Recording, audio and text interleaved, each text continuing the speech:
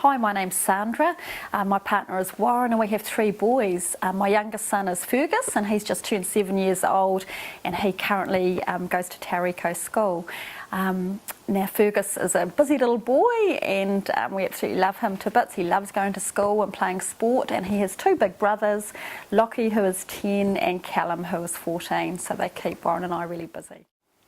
Okay, probably what I've learnt the most for Fergus and the fight for him moving into the school structure is really just to follow through with your gut feel. I mean, everyone out there will realise that we're the advocates for these little children. They need us to stand up for them, and so I'm really proud of the fact that we stood up for both Fergus, but we also hopefully stood up for the other little children out there that perhaps the parents may not be strong enough to do so, you know, because it's just not fair that these kids aren't given a fair shot, and the same as everybody else really. So I feel really proud of ourselves. It was really hard work, there's no denying that. There was moments where you just want to sit down and have a cry or a sleep for 2 days because it was quite draining and hard on the rest of the family, but really important. It was just something that we just could not let go because it was too important for everybody out there. It's just a start to moving forward, I think, within the country. Yeah. Fergus has Down syndrome, and one of the probably most recent hurdles that we came across was when he was starting to move out of those preschool years and we were starting to think about schooling for Fergus. We looked at enrolling him in a school, and unfortunately our experience wasn't quite so flash. We never actually got to meet the school as far as its representatives went.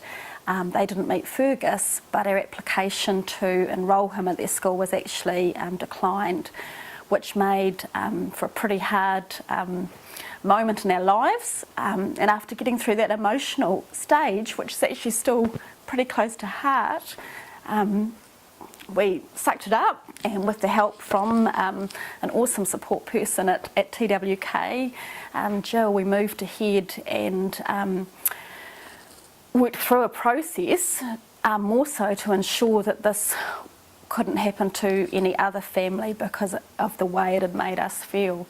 We'd pretty much decided that Fergus wouldn't go to that school any longer because they obviously didn't want him. And he's such a special little guy that we decided they didn't deserve him.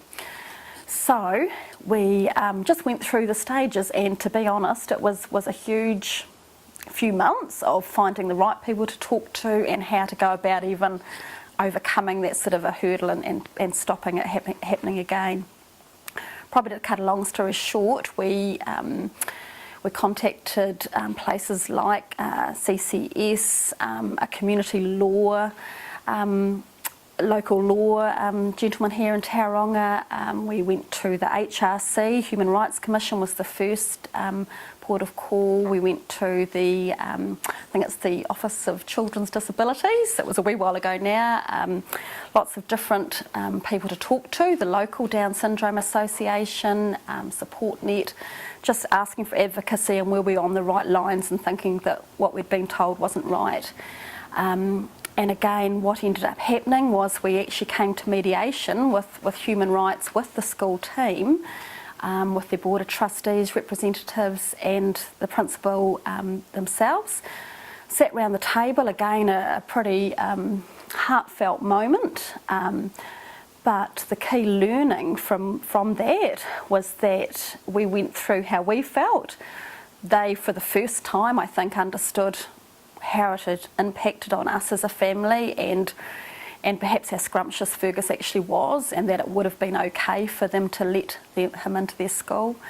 So all that was put on the table. We moved aside, as I say, from the fact that Fergus would no longer go there, but what could we do to make things better moving forward?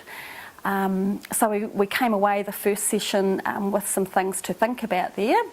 Got together again for a mediation probably 3 or 4 months later to really finalise our agreement, I suppose.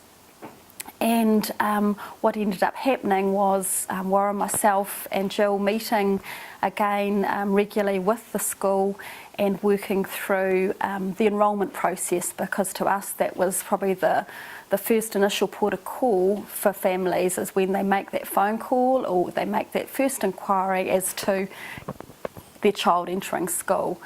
And we wanted that to be a happy process. And so we worked through the principal and the board with that, really happy with the changes they made. It was just little things like wording in their prospectus. Again, the fact that they never saw us or never met Fergus was a huge mistake.